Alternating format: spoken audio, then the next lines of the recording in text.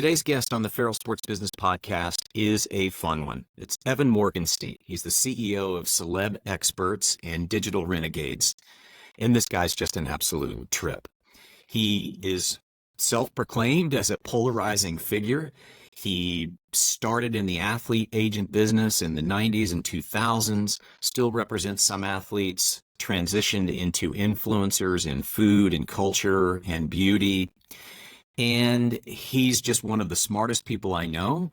And we sat across the table arguing at many times in our career, but have remained close throughout it all. One member of the media actually called him scientifically unprofessional, and Evan tells that great story. So join us for Evan Morgenstein.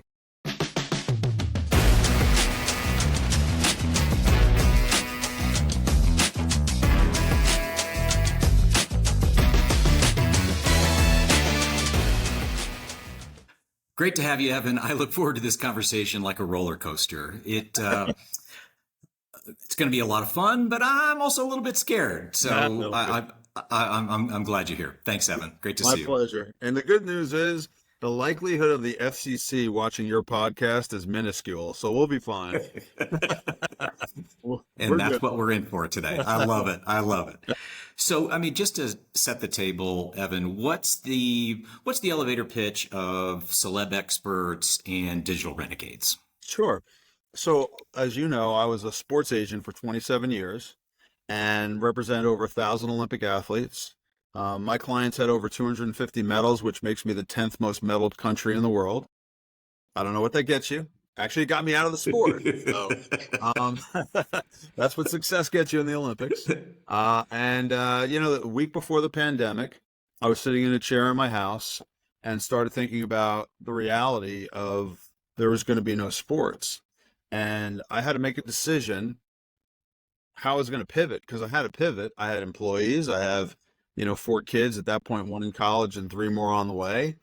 And so I had already represented 2 social media influencers. One is Jen Selter with 44 million followers. People know her as the Instagram fitness model. And then somebody in the health and wellness space. And I've been watching TikTok for probably since 2017. And I made a determination that if there was a pandemic and it shut everything down as it did, people are going to be freaking out about 2 things. Number one, how are they going to get food? So the food distribution channel was not defined. There was no Uber Eats. There was no DoorDash. None of that existed. So people were freaking out about how they were going to get fed and how they're going to feed their family. Secondarily, what were they going to feed their family and how was that going to transpire? Because most people were eating home 2-3 nights a week and going out 3-4 nights a week. And so I decided I was going to go after the food space. So I created the Digital Renegades. I closed Premier Management Group, or PMG Sports, which was my sports marketing ring, started the Digital Renegades, and went after food creators. And people that I signed at that point in 2019 with 50, 100,000 followers now have 3, 5, 10 million followers. So it just absolutely blew up. My first corporate client was QVC. We've worked with Walmart and Kraft Heinz and every company you could imagine in and around the food space. And it just took off. So, again, I made a bet on myself, did some really hard thinking about where the opportunity was. And that's what happened. CelebExperts, ironically, I was at the Beijing Olympics with you, not necessarily with you, but we were together. And after my then client, Nastia Lukin, surprised the world, including NBC, and won all those gold medals and Shawn Johnson didn't, I left the arena on a cloud. I couldn't believe it. We were going to shoot a Wheaties box the next day, a Visa commercial the day after, and all heck was breaking loose for her. And as I left the arena, it was pouring, and I realized I was like 6 miles away from my hotel. There was no cabs.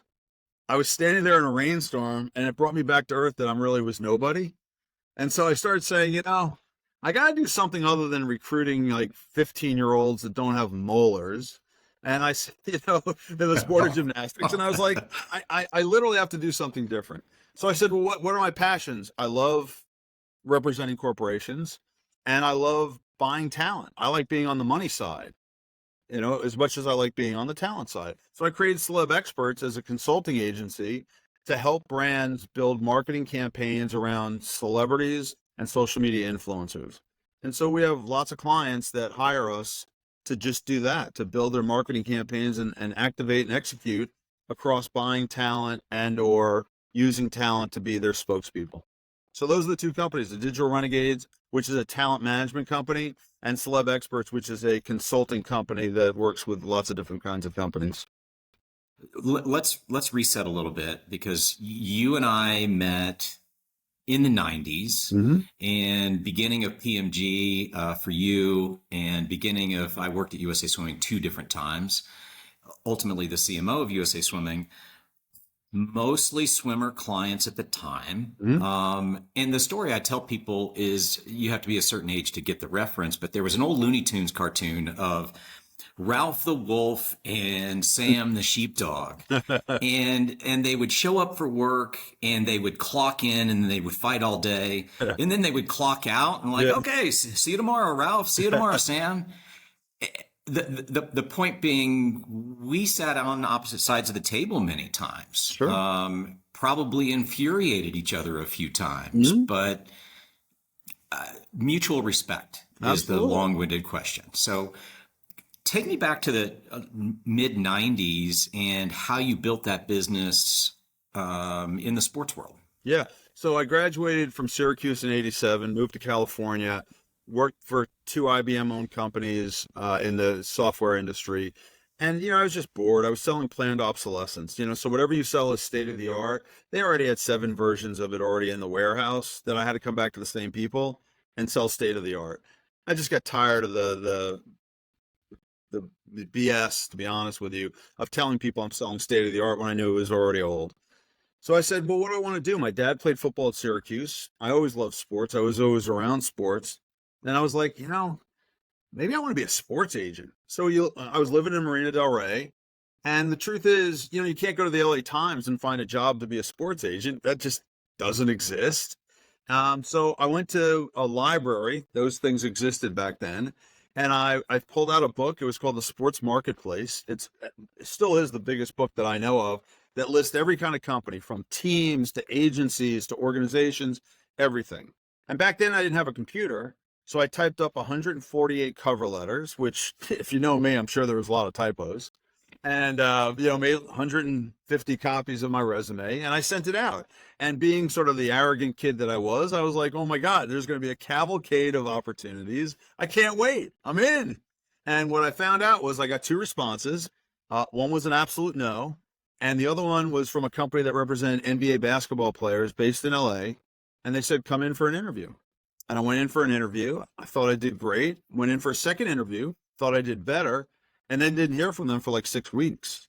So before the word stalker was invented, I went to the office at 8:30 in the morning on a Wednesday because I knew the vice president of the company worked out then because he told me that.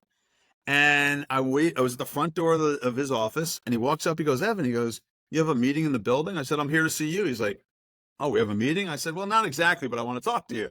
And he gave me one of those funny looks like, like, what is this all about? Anyway, I sat him down and said, look, to be honest, I'm running out of money, and I really want to do this, and I'm willing to make this work. If you hire me for 30 days, I'll do 150 calls a day, and I'll get my first deal within 30 days. 2 weeks into it, the director of sales took a job with Coca-Cola, which is why I only drink Coke products. Not because they're an Olympic sponsor. See, other people do it for other reasons. And and they offered me the job, and 2 weeks later, I was made director of sales of this agency. Did it for 2.5 years, representing 16 NBA basketball players. At the time, the only after-season televised event using NBA players. I was the head of sponsorship sales for that. And then I left. I took 2 of the athletes and started my own agency and never looked back. It's pretty. You look back, and this is going to maybe sound like a little bit of a disconnect, but what you did for the athletes and what I did for a national governing body at the time, they both stand up and say, we're here for the athletes, but their goals are sometimes at odds. You have always had the reputation of being the biggest defender of athletes and their rights. And I would say it seems more than a job. That was in your soul. Mm-hmm. Where did that come from? My dad was a teacher in the South Bronx, and he got screwed over for being principal about 7 times. And I saw very early on that if you don't stick up for yourself, nobody's going to do it for you. The system's not going to do it for you. Nobody cares. And I don't know, it just got instilled in me. I always had a chip on my shoulder. I always thought that everybody was against me, and people call it insanity, but that's just how I sort of roll. But here's the thing. If you and I could turn the clock back, and if you could put everybody in a room that said I was like a disgusting asshole and that all I wanted was the money, right? And today, look at what's going on with NIL in college sports, you'd realize I was right. And in fact, it's about time the Olympic sports has an NIL program integrated into it, because there's still too much power given away to governing bodies and to the Olympic committees, both domestic and international. And the athletes need to take back power. And if they could do it in college sports, they can surely do it in the Olympic movement, which is so much more high profile in so many different ways. So, as soon as all this happened with NIL, I sat down one day, to be honest with you, and I started tearing up, because I said, you know what? For all the crap I took, and for as many people that turned their back on me, and as many people sat in a little group of 3 or 4 people and whispered when I walked by, my saving grace is I know I was right, and I still know I'm right. And at the end of the day, the athletes deserve more, because there is no anything when it comes to sports without the athletes.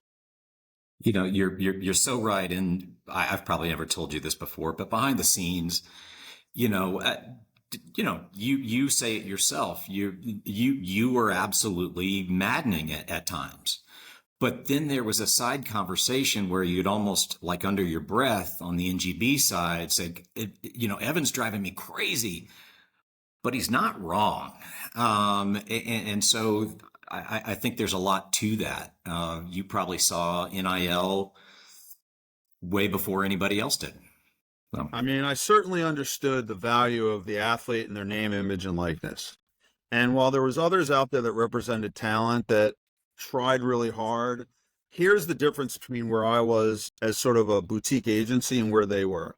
They were unfortunately minimized because their agencies also represented Olympic sponsors.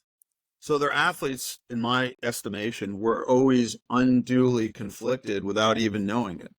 My clients were never conflicted because I never was an agency of record for an Olympic sponsor. So you can't tell me that you're going to fight like hell to get what's best for the athletes if you're also taking money from an Olympic sponsor, which is part of the problem. It just doesn't work that way. You can't be on both sides of that. I mean, they are, but it doesn't mean they're right. It just means that they are. And, I have a theory to the case, and here's my theory to the case, that had the elite athletes of the time, Michael Johnson's, Michael Phelps, like the greatest of great athletes over the last 30, 40 years, had they decided that they were going to stand up and say, you know what, I'm not going to sign a code of conduct, which now is a marketing agreement, this would have changed 20, 30 years ago. And in fact, the Olympics could have been the predecessor to NIL instead of trailing behind and still not having anything there. I mean, unfortunately, as interesting as it was, and I have to tell you a story of the former executive director of USA Swimming, week 1 that I was on a pool deck after I'd been causing all kinds of problems, walked up to me. I'll tell you after the podcast who it was. Walked up to me and said, Evan, I can absolutely make sure that you never, ever are allowed on a pool deck anywhere in America if I want to. And I looked at him and I told him to go piss off. And he said, this is not going to work well for you. And I said, well, that's okay. But I ended up ultimately using that as fuel because the athletes wanted someone that was going to stand up for them, because they didn't believe the NGB or anybody else was going to do for them what I could do. There was a lot of coaches that were also taking commissions on deals, like they were handling the best interest of the talent. I found that deplorable, if not disgusting. The system changed. It had to change. It was, I brought at whatever level professionalism into a non-professional sport. And boy, I'll tell you, I made athletes tens of millions of dollars that never would have made tens of millions of dollars if I wasn't there fighting. And I wasn't the only one, but certainly it was a very unique time where the transition was happening very, very fast and nobody was really clear on what to do. And honestly, Matt, to your credit, You're the only person in all the NGBs that I actually did deals with and walked away and said, you know what, I can live with that deal. The other NGBs that I dealt with, gymnastics, and they've had their own problems, but people like that, I always walked away thinking, you know what, if I got run over by a bus, these guys would be so happy. It would be the happiest day in their life. And, you and I figured out how to coexist because we both had the same partners to deal with. The apparel companies, the sponsors of both the NGB and the Olympic Committee. And these were all people that we had potential to not only have success for our own group that, we worked for, but also our personal success. We're trying to build lives and families. And, that gets lost because it just ends up being a personality conflict. But the truth is, we're always on the same side because we're all trying to do the same thing with our success. We just go about it a little bit differently. I got myself on Fox during the London Olympics. I had a whole segment where every day I'd go to Trafalgar Square. I'd get on camera for 2 minutes. I wrote my own piece. I talk about what athletes shit the bed, who did well and they're making more money, who fell off the balance beam and then isn't making any money. And they loved it because their website went bananas when I said some American gymnast shit the bed because she fell off the balance beam, but that's what they wanted. And they wanted me to do that. And so I took this to a lot of different levels. I've had a cover story in the New York Times written about me. Like, I saw the power of the media very early on. And once you have the support, and support meaning they're willing to write about it, once you have the support of the little guy talking about the big ideas from a media perspective, it's hard to push you away because you never know when they're going to push that button. And now are the people I'm negotiating with going to be in a story that's going to make them look negative? It keeps people at bay. So I knew being, friends with the media was always going to be my biggest advantage. And you develop a reputation for being true to who you are and honest. I'm always fascinated by career transitions, reinventions in life. I mean, speaking personally, I'm in your 30s and 40s for me. I'm got a great C-level job at USA Swimming. Then life doesn't work that way. And for me, I found myself being, 50 years old and having to reinvent. So you touched a little bit about the pandemic, but what was I don't know if reinvention is the right word, but what was the shift really from sports into influencers, food, entertainment, fitness, beauty? Yeah. So look, I come from 3 generations of entrepreneurs. And so I sat at the table as a very young kid and heard all of the bad things that happened in every business you can imagine.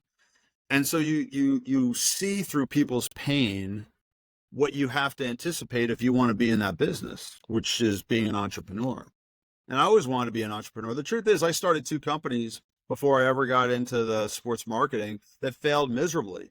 Okay, I'll tell you real quickly. So one of them was I was in Marina Del Rey in my apartment. I had a grill out on my porch. I was overlooking the ocean. I'm like, I had to keep going back and forth into the kitchen to get the stuff I needed. I'm like, I'm going to create a barbecue belt. Like a Western belt, but instead of guns, like you got all your stuff. I had a prototype made. I called one of the mall stores, the corporate headquarters. They're like, we already have one. It's like crushed. But I'm like, aha, I had a good idea, right? Somebody else did it. So, and then the second one was just a miserable failure. I wanted to run food shows associated with supermarkets. That imploded and didn't go well. But each one I learned a little bit more, a little bit more, a little bit more. So there's several times where I had to pivot, right? So the first one was when I was working for an agency, I pivoted to be an entrepreneur. Then I was an entrepreneur and I had to pivot to start a new company, which was the corporate consulting company. Then the pandemic was coming and I had to pivot then too. And so each time I pivot, it really comes down to 2 things, right? You have to mitigate risk and overcome fear. Mitigate risk and overcome fear. And I've never been afraid to take a chance because I've never been worried about making a buck. It's just a skill set I have. If we had 4 hours, I tell you how I graduated from Syracuse with only taking 3 classes in my major. That's a whole nother story. I'll tell you another day, but that is actually a factually true story. And I just knew I was always going to be in sales in some way, shape, or form. So if you have the confidence that you can go make a dollar, there's nothing you can't do. So every time I make a intelligent decision on how I'm changing, moving to pickleball again is another pivot in my business. I'm not moving away from influencers, but I'm really being razor focused on the influencers that I work with and not really expanding to new ones. I'm trying to keep it very, very tight. But then I have an entire business now focused on the sport of pickleball, which is exploding. I'm not in the competitive side, don't want to be in the competitive side. I want to be in the social fitness side. I want to be in a place people can go, hang out, have fun, listen to music, grab a White Claw, have 3 or 4 friends they're playing with, and just enjoy the experience and walk away and feel like, you know what a great day I had. So if I can be in the business for providing great days and memories, that's the business I want to be in. I want to be in the business of fun. I'm 58 years old. My last child's going to college in August. And, it's time to start focusing on the forever. I always had my head down and I always focused every day on my responsibilities of, paying for things, my house, my insurance, kids, family, the whole thing, cars. But, now I'm starting to think a little bit more of, okay, what do I want the next 20 years to look like? And how do I want to live it? And the interesting thing, Matt, like when we started, I didn't have a cell phone. Like that's weird to say, but I didn't have a cell phone. And everything was on Probably my had a fax. Yeah, everything was on my computer. And then I always had to make sure that I had a connection somewhere. And so that meant there was huge swaths of time where you weren't connected to anything or anybody.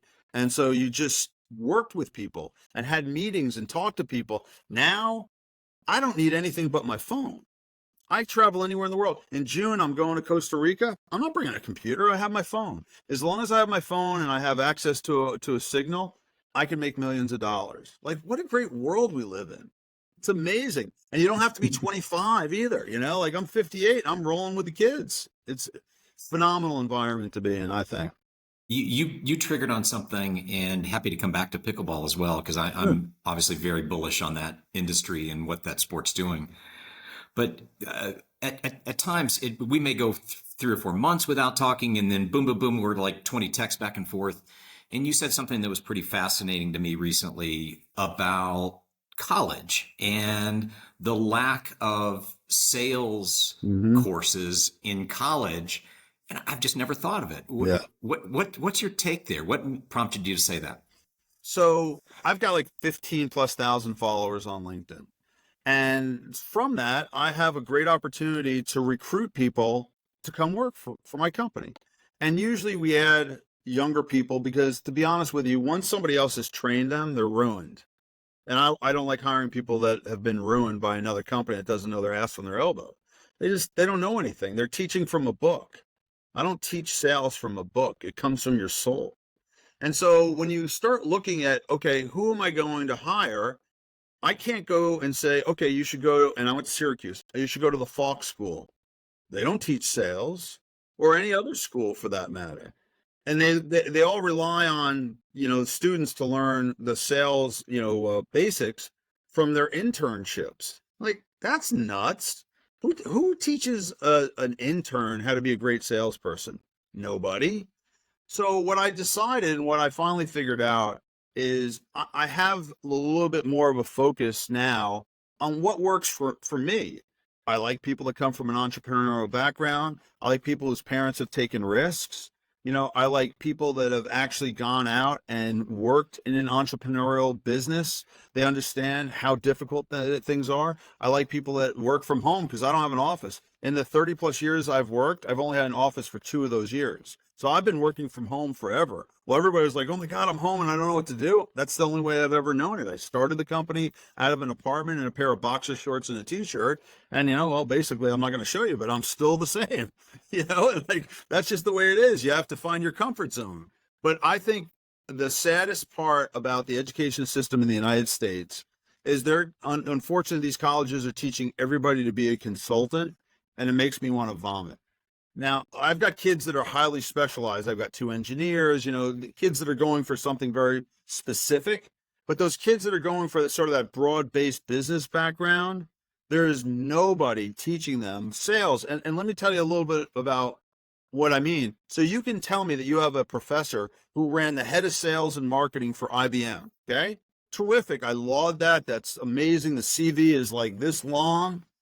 But what do they know about influencer marketing? What do they know about social media? What do they know about anything, which is the way a majority of the businesses run right now? They don't know anything. And then there's a whole nother side of this, which is if you look at it, almost everybody I know, including employees that I have side hustles on things like TikTok or Etsy or wherever. So everyone's like their own entrepreneur because they have a lot of free time. They know how to social market. They know how to social sell. So there's so many entrepreneurs that are learning on their own at a young age. I would never go to a college anymore. I would rather find somebody that's posting on social media that I can see what they're doing and how they're doing it and say, you know what, I can teach them what we do, what they already know, they don't teach in college. So it's very frustrating. But at the end of the day, if you know what you're looking for, you can find them. You just don't look for them in college. College is not not the place where I typically go and look for talent. Well, let's hit pickleball and then we'll start to, Yeah. I'll give you the last word. I've looked at pickleball. Obviously, I'm involved in that industry. As a predecessor, I tell this story sometime. I love golf. I love to play golf. It's a passion of mine.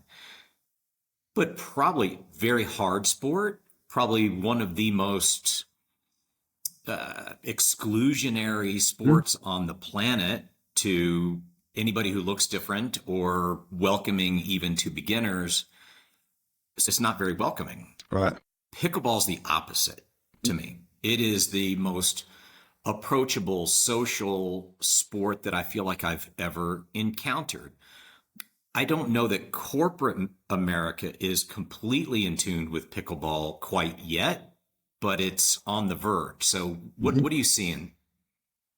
Well, first of all, being in influencer marketing and with the threat of TikTok being taken away, right, by the government, who, by the way, the guy that wrote that bill, a week before he submitted the bill, also spent $1.4 million on Meta stock. So just look into that because I think there's an underwriting story there that the public should know about, but they haven't heard it yet. But having said that, let's just say that TikTok's going to go because the Chinese government said, like finger up to the Indian government and said that we're not going to divest. And they pulled out of India, and that market is bigger than the United States. So I think there is a legitimate opportunity that TikTok may be gone. And if it's not gone, it's certainly going to be wounded in an ocean full of sharks. And so I think places like LinkedIn are going to take over that spot. So in the reality that I have to continue to focus on what the future looks like and knowing that there's going to be a major player in my current constitution of work that's going to be wounded, I have to think of other places to go. So I've been talking to my team for a while now, and my passion's always going to be sports marketing. It just will be. It is. It has been. It's just what I love. Sports have been so much of an important part of my life. My best friends in the world, we all played sports together. So it's just incredible. And so I've been spending about a year looking somewhere in sports.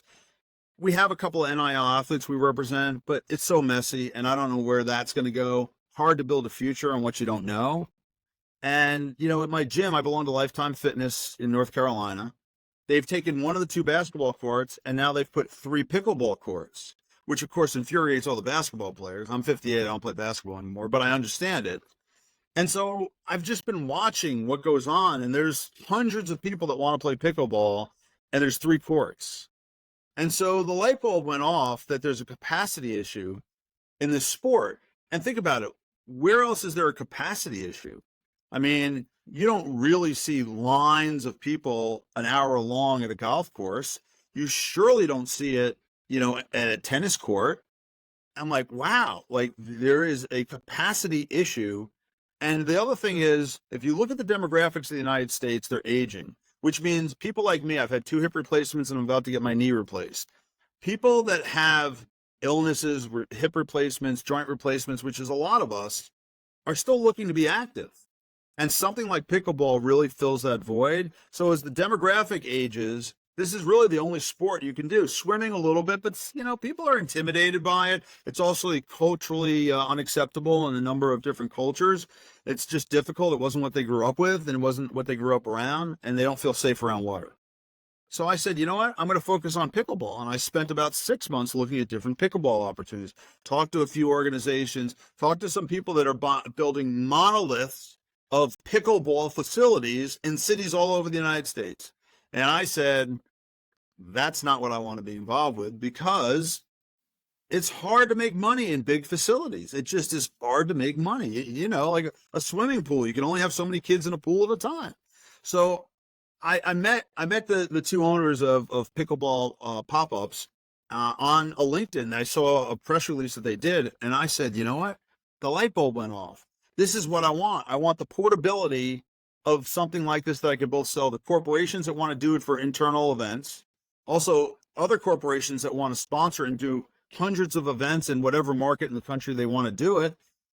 And then I reached out to one of the owners, and honestly, like within 5 minutes, we were like best friends. And then within 2 days, we signed a contract. And today we made the announcement that we're the official agency of record, handling all new business development, including sponsorship sales for this incredible company. And I'll tell you, the press release is probably one of the top 3 press releases in terms of views that we've ever released.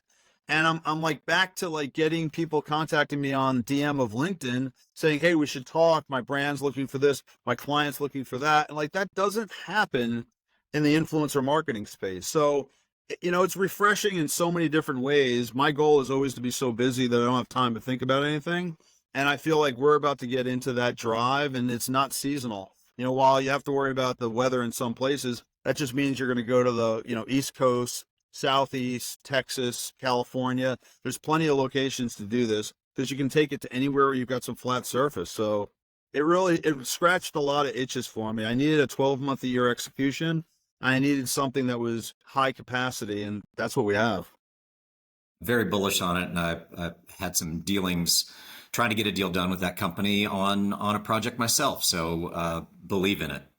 All right, last thing, Evan, and it can be a shameless plug if you want, Yeah. But final word, anything I didn't ask you that I should have asked you that you want to talk about?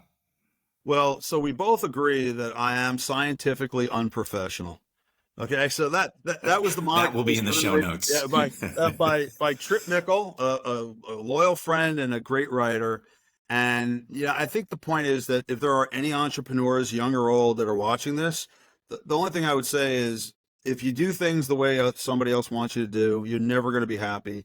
If you don't truly believe in who you are and what you're doing, you're never going to be successful.